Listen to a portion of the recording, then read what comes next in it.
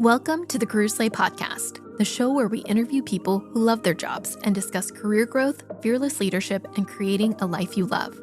I'm your host, Kelly Pokes-Burke, a marketer turned executive coach, and I'm here to help you lead with courage and slay the fear in career.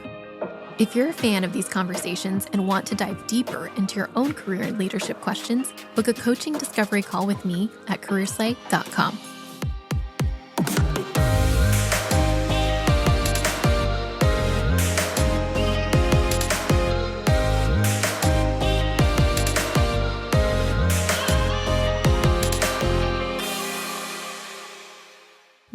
Nikki Ramirez is a growth marketing strategist and personal branding coach who helps professionals and businesses build data-driven, impactful brands. A former journalist turned marketer, her experience spans startups to enterprise, including leading multi-million-dollar initiatives. Today, as the Director of Growth Solutions at Unlock Health, she guides healthcare brands in optimizing performance marketing for real results. Nikki is also the co-founder of BrandMe, host of the Talk Digital to Me podcast, a TEDx speaker, and an Adweek CMO mentee, frequently speaking on major stages and empowering professionals to build credibility, elevate their influence, and lead with purpose. Welcome to Career Slay, Nikki. Thank you. I'm so excited to be here. We're so excited to have you. So we met on LinkedIn, right? Yes. I think I reached out after I saw your post about having hip dysplasia. And I had a hip replacement, and I was like, we should be friends, which is a weird way to start a friendship, but I love it. I know, we're hip sisters. That's a good name for us. Yeah. We're not exactly hip, but we're hip sisters. Right. I'm so excited to have you on the show. I've been following you since, last year. We've connected, and just to see your growth on LinkedIn explode is, first of all, amazing and incredible. But also the career advice that you give like every single day as a content creator on LinkedIn, I think is so valuable for our audience. So let's dive in. Yeah. What were you like as a kid? Chaotic. Pretty much the same as I am now, but I was very ambitious and I found sanctuary in writing. And so I was constantly writing poems and stories and songs. And I became really passionate about doing that. And I wanted to get into journalism, which I eventually did. So I knew at a very young age what I wanted to do. That's awesome. So you had this passion for writing and for journalism. And how did that translate into what you ended up studying, where you went to school? So I saw 13 going on 30 on my 13th birthday, which I feel like inspired so many millennials. And I was like, her job is so cool. I want to do that. And I just stuck to that. Like I made a decision on my 13th birthday and just ran with it. And I ended up studying journalism at Penn State. And I started a magazine called L7 Women's Magazine. And I hired 52 interns across the United States. Love, lust, listen, learn, lead, live, and look. So it had 7 different sections. And all of my writers wrote for different sections. Okay. And I ended up selling that magazine to someone that cannot be named, but it starts with an H and ends with an Erst. My NDA is long over. But, so I ended up selling the rights to that magazine after running it for a couple years. And that was kind of where I went from there. Okay. So that was still while you were in college. You're like such an entrepreneurial bug, like writing magazines and selling them apparently to major publications. Yeah. Okay, cool. That's really normal. Yeah, I really had a passion for doing that. And then I went and got my master's in journalism from there. And I started working at the Post-Gazette in Pittsburgh, which I found that I hated newspapers very quickly. Okay. It just wasn't the right environment for me. And I was like, okay, I need to get into magazines. So I went and worked for a magazine publisher called Victory Media. And I was the managing editor at STEM Jobs and for GI Jobs, which are military and military spouse, because it was what was in Pittsburgh. And I didn't have the ability to move up to New York. And then from there, I started taking all of our print stuff and putting it online. And I had to learn myself. So I started learning how to code, build WordPress, build out our email marketing. And that's how I fell into digital marketing. Okay, so tell me a little bit more about how you started to gain these skills in digital marketing and how you eventually became this digital marketing expert. I'm going to call you the digital marketing queen. I love that. Okay. I will take it. It was the fact that I was a jack of all trades because I had to be. So coming from journalism, it was a time period where BuzzFeed was starting to take off. And it was at 2012 where everything started going online. All the magazines that instead of picking them up at the grocery stores were getting online presence, and they had to shift really quickly. And in that time period, we had to do the same thing. And so I learned all of those skills. I had to learn how to build email templates, and I had to learn how to do social media to push out our articles and to link everything and to do WordPress. So I ended up building all of these skills just by accident in a time where they were brand new. And then it just grew with it. And so I became a jack of all trades where if anyone was like, hey, does anyone know how to fix this code on WordPress? I'm like, oh, I know how to do that. And hey, can you fix this template in email? And so it took off from there because I could do a little bit of everything. That's incredible. So you eventually, and maybe I'm skipping ahead, but you eventually got a TEDx talk. I did, yes. Tell us more about how you landed that. Yeah, so I, back in 2018, made a list of things I wanted to accomplish in my career. And one of those things on the list was I wanted to do a TED Talk by the time I was 40. That was kind of the goal.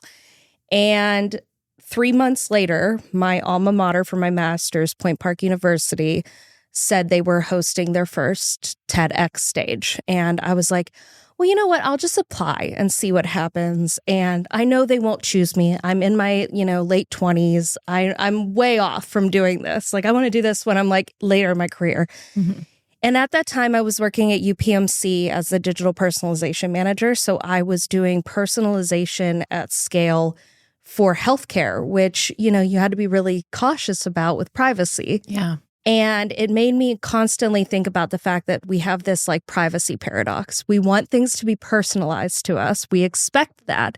But at the same time, we expect privacy. And so if you creep us out too much, we get weirded out. Yeah. But if you get an ad that isn't completely for you, you're like, what is this? Why am I being served this? So you have to find this solid middle as a marketer.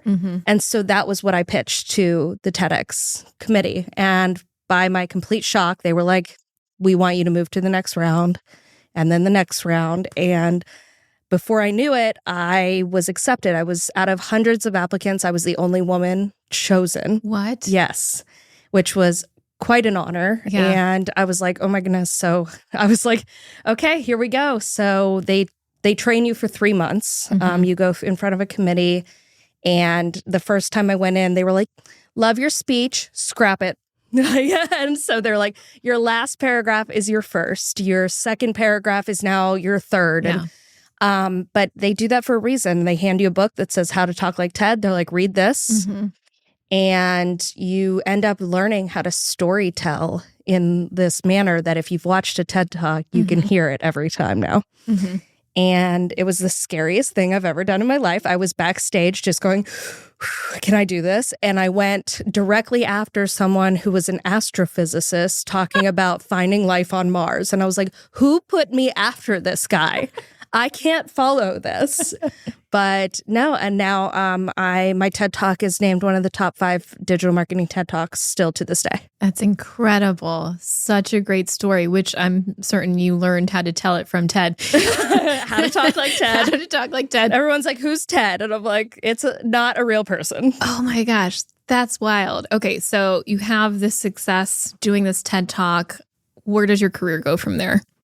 So, when you accomplish something that you think you're not going to accomplish till you're 40, it kind of spirals you a bit. You're like, okay, what do I need to make a new list? What do I do from here?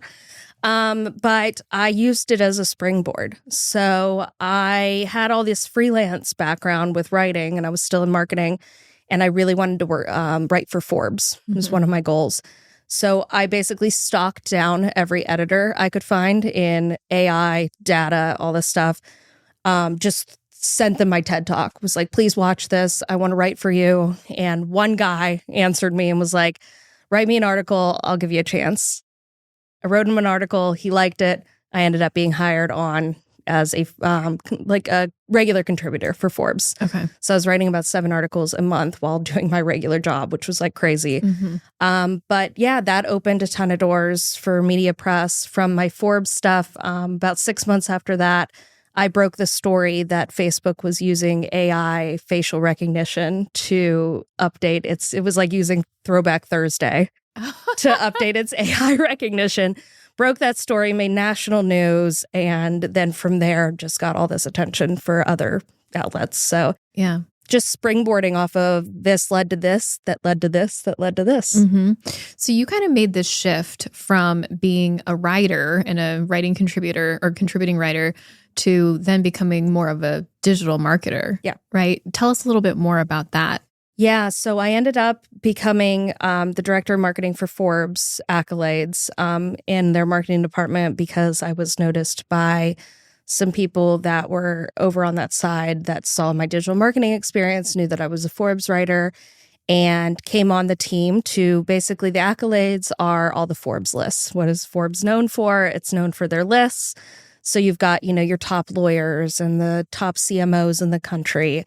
My job was basically to advertise those lists and then to sell the accolades that you can purchase, whether you're a company or a person, through Forbes. So if you were on that list, you can buy a plaque, you can buy logo licensing for your website, etc.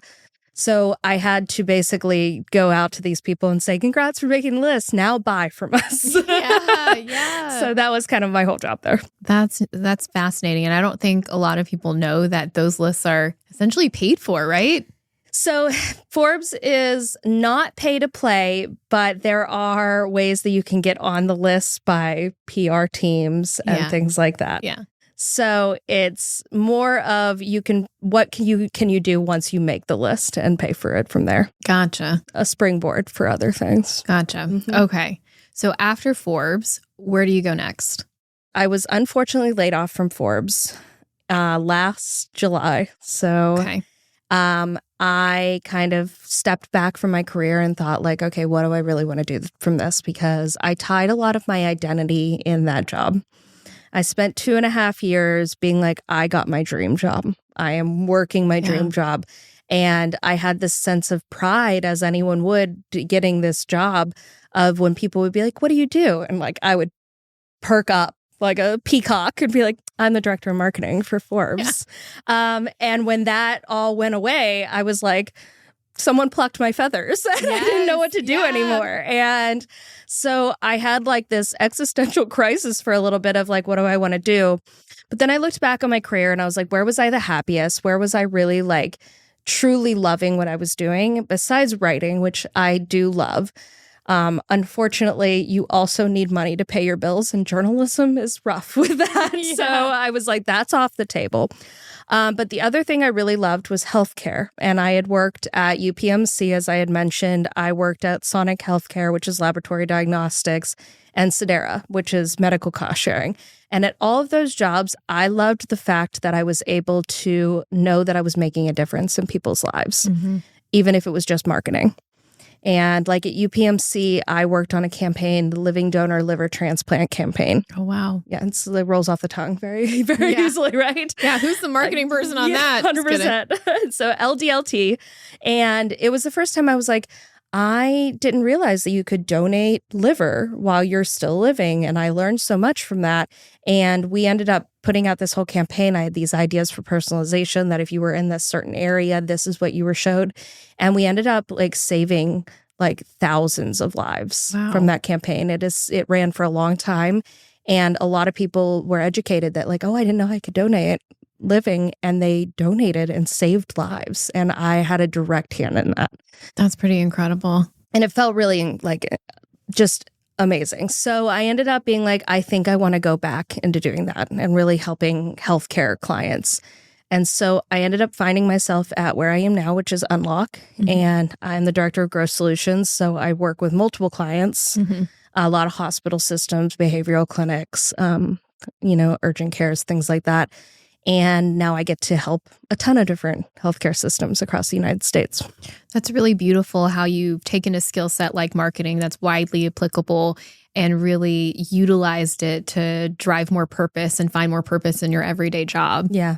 I think a lot of people think, oh, if I want to find purpose in my career, I have to be saving the world. Yeah. No, I mean, you can do such little things. I mean, even in writing and journalism, I felt such a purpose because I was storytelling and helping. Mm-hmm. And that's kind of why I love the LinkedIn stuff that I do, because I give a little bit of my storytelling in that. And I can see directly when it's affecting people and helping people, when I'm sharing my stories and getting DMs from people that are like, I was scared to tell this story. Thank you for sharing. Oh my God, I was laid off last year. Yeah. You said it beautifully. I could never put it into words. Right. Let's talk about that. So you are a LinkedIn content creator. You have about 20,000 followers right now, which is insane, especially for, someone who, that kind of following comes with like people who are like C-suite, like badasses and all that stuff. So tell me, what got you interested in starting a personal brand on LinkedIn and creating content for that and using LinkedIn as your main platform? Yeah. So, I mean, when I got laid off from Forbes is the first time this crossed my mind. I, was dealing with the fact that I didn't know where to go from here. And I knew I wanted to have an outlet to share stories and do all that. And, I make the joke all the time. I wasn't cool enough to get famous on TikTok or Instagram, nor did I have the desire to. Yeah. So I remember one night I was talking to my husband and I was scrolling through LinkedIn and I was seeing these people share stuff and I was seeing that they were getting traction. And I was like, I'm going to become a LinkedIn influencer. And he said, that's not a thing. And I was like, well, we'll find out. And, months later, he goes, I guess that's a thing because that's you now. And that's what I did. And so I just started looking at the other people that were doing really well, people who had a following. What were they sharing? What were they doing? And I started experimenting with stuff. I wanted to share out stories. I feel like I've lived 100 lifetimes in my career, going from journalism to different things. I've worked at startups. I've worked at big companies. I've been laid off. I've worked at toxic environments. I've had great bosses. I've had terrible bosses. I feel like I could write multiple books. I could be like the encyclopedias they used to sell at your door and be like, this is version 1. I'll be back in 2 weeks. Right. And I just have so much to share that I want to relate to people, and I want to be able to mentor the upcoming generations. So I just started posting, and I'm a data nerd. So I started looking, okay, this one did really well. Why did it do really well? And I'm just examining everything and went from 2,400 followers to 20,000 in less than a year.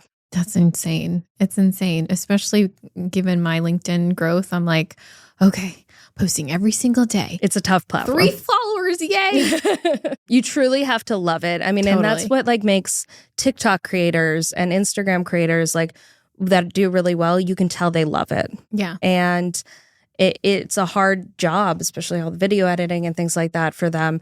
But if you love it, it makes it a lot easier to grow. Yeah. Let's talk about being able to get over the fear of sharing such personal parts of your life on a more public platform and the role that personal branding played in your career. Yeah. I get this question a lot, especially about people who want to get started on LinkedIn. They're like, you're so vulnerable. How can I do that? And I'm like, I'm only as vulnerable as I feel comfortable with. And, I've always been a pretty open person. So I'm probably a little more comfortable sharing things than most people are. And I'm also at a point in my career where I'm not scared to share things. And probably about, 10 years ago, I would have never been like, I had a toxic boss and here's what that did to me, because you're still up and coming. You don't want, future managers to see that. I'm at a career point where my resume speaks for itself. My experience speaks for itself, my skills, that if you're not going to hire me because I talked out about a toxic boss, then that's not where I want to work anyways. And I'm very lucky that my manager and my company right now are very supportive of everything I do. Probably a little scared of me too. They don't want to make me mad. No, then it's, they're very supportive. And when I came onto that role, I was in the midst of building my LinkedIn. And I made that very clear coming in. I said, hey, this is something that I will not stop doing. I won't put the company at any kind of compromise. Like, that would put myself at compromise. And so I won't do that. And they were like, yeah, well, we love it. Keep going. And so I have a very supportive group there. But I think when it comes to sharing your stories and what you're comfortable with is you need to find that place that you feel like, I told someone recently, imagine you put out a story and whoever is in that story sees that post. How do you feel about it? Yeah. Are you okay with that? Because you don't know what's going to blow up overnight. Right. I said beach chicken one time and then ended up on the Today Show. I know. So you don't know what's going to happen. And so you have to be willing and able to be like, if you write something, even if it's vague, and that person comes to you and says, is this about me? Yeah. You have to put that scenario in your head. And are you okay with that? Right. And just to give our audience a little bit more context on beach chicken, because it's hilarious to me, but tell them what post you wrote that went viral. Yeah. So I wrote a post that said, motherhood is just marketing. And I said my toddler hates fish, but he loves chicken. And last night we had salmon. And I said, here, buddy, here's your beach chicken. And he said, yay, beach chicken. And he ate the whole thing. And then I ended the post with, know your audience. Yeah. This caused controversy. Total controversy. A lot of parents really related to it, got a laugh. I'm sure you understood as a mom. So many parents were in there like, this is hilarious. And I actually got so many more ideas. People were like, oh, I call this, and I call that, this, and this is what we do. But there were people that were like, how dare you lie to children? And it was just so funny. And so probably the funniest headline that came out of this, because this went national. Yeah. People were screenshotting, hey, this person is TikToking your entire post. This person is posting it on their Instagram. And the Today Show reached out and interviewed me. But the Newsweek, I believe it was Newsweek. It was either that or Today. It was like, brilliant mother bound to controversy. That was the headline from my beach chicken post. I was like, so dramatic. It is so dramatic. So you don't know what's going to happen. Right. I mean, I posted that on a Saturday morning, got in the shower, came out to chaos. I know. I was like, oh, this post is really blowing up. And then by the next day, I was getting national news media calls. I was looking at the comments and some people saying, well, if she's lying, then you come clean about Santa Claus, things like that. 100%. Or the tooth fairy. And I'm like, oh my God. Oh, it caused controversy. And it was they did a poll on the Today Show that was a scale. And it was are you okay with this and think it's funny? Or do you think she's lying to children? That was the scale. It's insane. It was wild. And so, you have to love the fact that my company and my boss just got such a kick out of this. I got teased about this in every meeting for weeks. And they were just and I'm like, well, thank God, because you never know what's oh my God, you're getting national news. But Unlock was very supportive, and they actually put out my post and they said, our marketers know marketing. They know your customers. And I was like, genius. I love it. And they leaned into it. So I feel very supported there, which is great. Oh, that is so funny. Let's talk about mentorship. How has mentorship played a role in your career? And now that you're a leader, how do you pay that forward today? Yeah, mentorship means a lot to me. It's actually, I joined the Adweek mentee program, and I was very honored to get paired with Katie Welch, who's the CMO of Rare Beauty. And that was just celebrity status for me. Cool. She is incredible too. So down to earth, so humble. And so I really appreciate, being a part of that program and doing that. And I want to eventually become a mentor in that program. I don't know that I'll ever be Katie Welch status, but we'll try. But I like to be a part of those programs, even this late in my career as a mentee, to learn from, so many people. And then I like to take on mentees that are starting in their careers, which is why I like coaching. But I also take on mentors for free that are college students that are coming up, and want to figure out what they're doing. and where to go. And so I think there's always a chance to learn from people. So no matter how high in my career, I think I'm going to be 50 something being like, who can I learn from next? Yeah. But I do like to pass that along. Yeah. And I think the thing is that we evolve as our careers grow. So the things that we need advice on at the very beginning, once you get in there, learn the situation, your goals and your interests change, right? So the further you move up, the more different eclectic mentors you'll start to gain. Yeah. And I wish that I would have had more mentors as younger, like in my college days, to be able to navigate so many hard situations in my career, decisions and toxic environments and bad management, that I wish I would have had someone there to talk to. So I like to be that person for, I've been through it all. I might as well share that. Absolutely. If I'm going to have corporate trauma, I might as well learn from it and teach others. Absolutely. Absolutely. Group therapy. Exactly. On LinkedIn. So what would you say is the most rewarding part of your job today? The most rewarding part currently is the fact that I'm working in healthcare, as we talked about, and I get to have a hand in, making a difference in people's lives. I think that's probably the most important thing right now is I get to say I'm making a difference. I wake up and I'm not just, marketing is fun and I love marketing, but I get to be like, okay, I'm doing something that is truly affecting people's lives. Yeah, it's that purpose element that we keep coming back to and how it makes what you do every day just that much more meaningful. Yeah. And I think that goes along with my LinkedIn stuff too. So outside of healthcare, there are many times I post that I end up connecting with so many people. I just had a post that, 2 days ago about being laid off and how it was handled and just what I learned from it.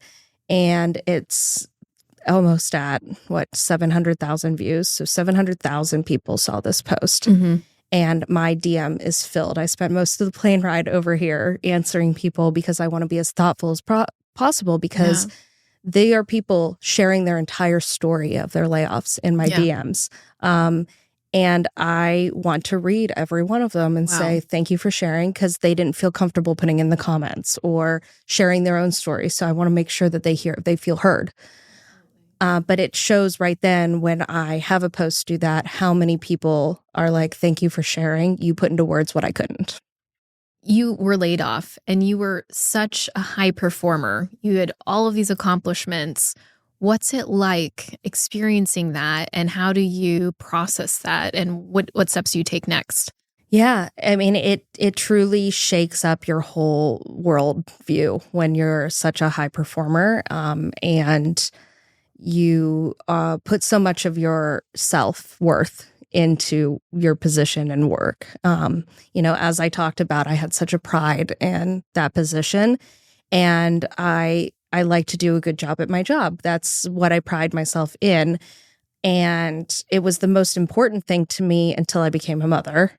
And then that became the most important thing to me. But it was still, it's still a close second. I pride myself in doing a really good job because I love what I do. And so it took me having to say, okay, why do you put so much of yourself into that? What is it that you really want to do? And that's how I started sharing this stuff on LinkedIn and everything. So I found a different purpose that I actually feel is better.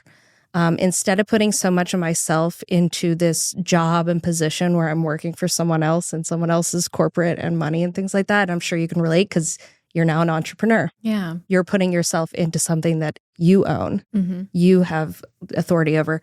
That's LinkedIn for me. Yeah. So I think it's finding your purpose, whatever that is. Yeah, absolutely. And I think when you anchor back to that purpose, it gives you the direction that you need to go. That's great. What advice would you give your 20-year-old self? That's so hard because it just depends on the situation. I think that I would tell myself to find my purpose early, to figure out what really drives me. I feel like I didn't focus on that for a long time. My job was just get the next title, get the next pay bump, get the next promotion. And those are empty purposes. Yeah. So I would encourage myself to find that early and really lean into that. Yeah. And I'll say that, at the beginning of my career, my definition of success was to get a good job, pay off my student loans, become more financially stable. And I think that was what purpose was to me, was like, hey, get your footing, right? Yeah. And then as you learn and as you build skill sets, purpose can evolve, and it can become, instead of being more internally focused, more externally focused and more about helping others. Yeah. And I thought so young that like, who do you work for and what's your title was going to be like what represented you. And, it took me a long time. It took me being laid off from Forbes to realize that's not the goal. Yeah. Well, I'm glad you learned that, because you're helping a lot of people today. Appreciate that. If you had to describe your career in 3 words, what would those be? Unconventional, bold, and inspiring. Tell us more. So unconventional is I've been all over the place. I've worked in so many different fields and industries and all kinds of things, and I encourage people to kind of do that. Bold, I've taken some really risky moves in my career. Some have worked out really well. Some have ended horribly, and that's okay. I've learned from each of it. And I think inspiring is that I want to inspire others to really take the risks that I've taken and find your purpose and do what makes you happy. That's amazing. Well, Nikki, thank you so much for sharing your story. It's a wonderful one, and I hope that everybody who hears this is going to go find their purpose now. I appreciate it. Thank you so much for having me. The Career Slay podcast is a co-production of Career Slay and Weld Reply. This episode was produced by Asia Lane and Michael Burke, with editing by Michael Burke. If you like the show, subscribe and leave us a rating on Apple Podcasts or Spotify. And if you're ready to level up, pivot, or lead with confidence, book a coaching discovery call with me at careerslay.com.